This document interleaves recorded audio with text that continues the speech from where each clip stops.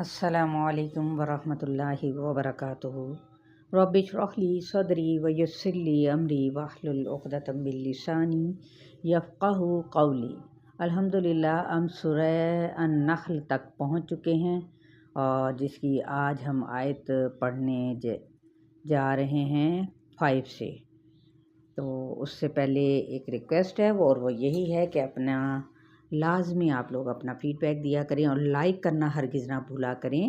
آپ لوگوں کا فیڈ بیک میرے لیے بہت اہمیت رکھتا ہے اور میرے اندر ایک مزید پڑھانے کی اور سمجھے اپنے آپ کو بھی امپروو کرنے کی ایک ہمت سی آتی ہے۔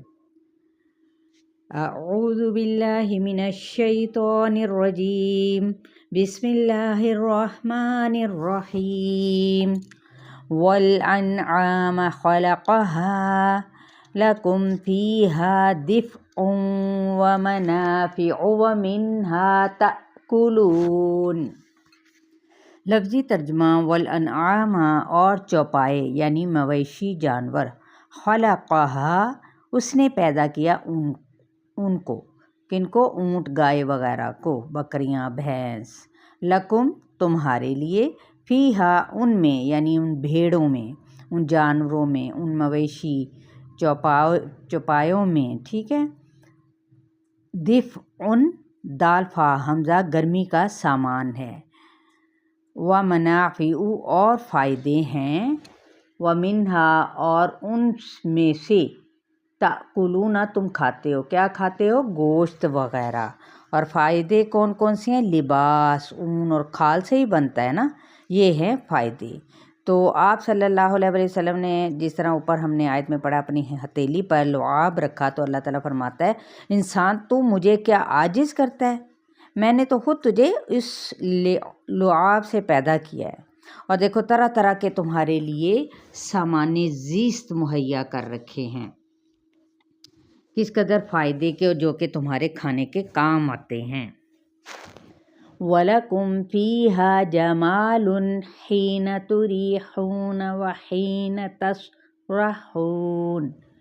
وَلَكُمْ اور تمہارے لیے، فیہا ان میں، جمال خوبصورتی ہے، حین جس وقت، تُریحُونَ را واو ہا تم شام کو چگا لاتے ہو، وحین اور جس وقت، تسرحون سین راہا تم صبح چرانے جاتے ہو۔ اب دیکھیں مالک کب خوش ہوتا ہے؟ اس وقت خوش ہوتا ہے جب وہ شام کو اپنے مویشیوں کو چرا کر واپس لاتا ہے بنسبت صبح بھیجنے کے، کیونکہ عربوں کا کام کیا تھا؟ ریوڑ پالنا اور گلا بانی تھا۔ عربوں کا مال متاع یہی جانور ہوا کرتے تھے۔ وَتَحْمِلُ أَثْقَالَكُمْ إِلَىٰ بَلَدٍ لَمْ تَكُونُوا بَالِغِيهِ إِلَّا بِشِقِّ الْأَنفُسِ إِنَّ رَبَّكُمْ لَرَءُوفٌ رَحِيمٌ۔ وَتَحْمِلُ اور اٹھاتے ہیں، اثقالکم سا قاف لام تمہارے بوجھ، الا طرف، بلدن اس شہر کے، لم تکونوا نہ تھے تم، بالغیہ با لام غین پہنچانے والے اس کو، الا مگر، بشقی ساتھ مشقت کے، الانفسی نفسوں کی، ان بے شک، ربکم رب تمہارا، لرؤوف الرحیم البتہ شفقت کرنے والا مہربان ہے۔ اب پہلے پہیے کی جو ایجاد سے پہلے سواری کا ذریعہ کیا تھے؟ یہ جانور ہی تھے۔ خصوصاً ایسے علاقوں کا ذکر ہے جہاں قیامت تک انسان سامان پہنچانے کے لیے مویشیوں کا محتاج رہے گا۔ وَالْخَيْلَ وَالْبِغَالَ وَالْحَمِيرَ لِتَرْكَبُوهَا وَزِينَةً وَيَخْلُقُ مَا لَا تَعْلَمُونَ۔ والخیل خا یا لام اور گھوڑے، والبغال با غین لام اس کا روٹ ورڈ ہے، اور خچر یعنی جس کو کیا چھوٹے سے یعنی جس کو کیا کہتے ہیں، چھوٹے سے گدھے بھی ہوتے ہیں، ٹھیک ہے، وہ والے خچر یا چھوٹی قسم نسل ہے ایک، والحمیرہ حامیمرا اور گدھے، لترکبوہا را کا با تاکہ تم سواری کرو ان پر، وزینتاً اور زینت بھی ہیں، ویخلقو اور وہ پیدا کرے گا، مالا جو نہیں، تعلمون تم جانتے، یعنی ان کی پیدائش کا اصل مقصد اور فائدہ تو ان پر سواری کرنا ہے، تاہم یہ زینت کا باعث بھی ہیں۔ ان کا الگ ذکر کرنے سے بعض فقہا نے استدلال کیا ہے کہ گھوڑا بھی اسی طرح حرام ہے جس طرح گدھا اور خچر، لیکن یہ رائے صحیح نہیں کہ صحیح احادیث سے گھوڑے کی حلت ثابت ہے۔ حضرت جابر رضی اللہ تعالیٰ عنہ سے روایت ہے کہ نبی اکرم صلی اللہ علیہ وسلم نے گھوڑوں کا گوشت کھانے کی اجازت دی ہے، صحیح بخاری اور مسلم میں روایت ہے۔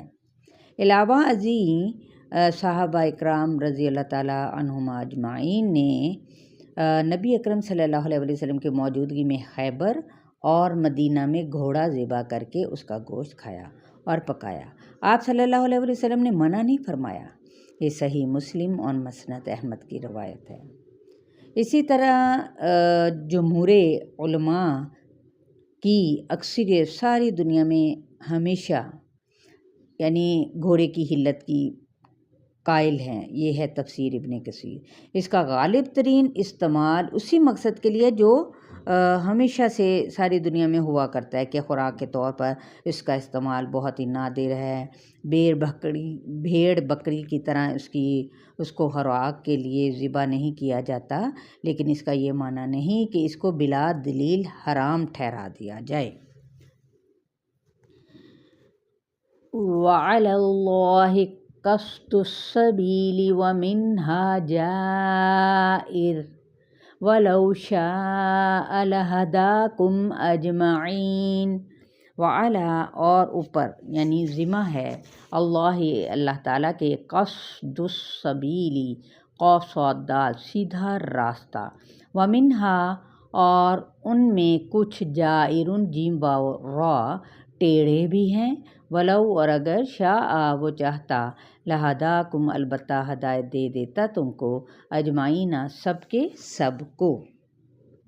یہ ہے قرآن کی حکمت کا انداز۔ جہاں گھوڑے خچروں کی بات کی گئی وہاں ساتھ ہی راستے کی بات بھی بتائی گئی، یعنی اس موقع سے فائدہ اٹھاتے ہوئے راستے کی ہدایت کا بھی ذکر کیا گیا ہے۔ جیسے دنیا میں ایک جگہ سے دوسری جگہ تک جانے کے لیے سڑک محسوس ہوتی ہے، اسی طرح اللہ نے اپنی طرف ہدایت حاصل کرنے کے لیے راستے اور پیغمبر بھی بھیجے، کیونکہ قصد کا کیا معنی ہے؟ معتدل، سیدھے راستے کو اعتدال کے راستے سے تشبیہ دی ہے۔ بعض لوگ کہتے ہیں کہ اللہ ہم کو ہدایت کیوں نہیں دیتا؟ اس لیے کہ وہ انسان پر جبر نہیں کرتا، بلکہ اس نے کائنات میں نشانیاں پھیلا دی ہیں تاکہ تم غور و فکر کرتے ہوئے اس تک پہنچو۔ اس نے مجبور نہیں کیا، بلکہ دونوں راستوں کی نشاندہی کر کے انسان کو ارادہ اور اختیار کی آزادی دی ہے۔ چلے بھی آیت نمبر 9 تک کا آپ لوگوں کا لیسن ہے۔ اپنا خیال رکھیے گا، شیئر کرنا ہرگز نہ بھولیں۔ اپنے لیے ہی یہ آپ کے لیے فائدہ مند ثابت ہوگا انشاءاللہ تعالی آخرت کے روز۔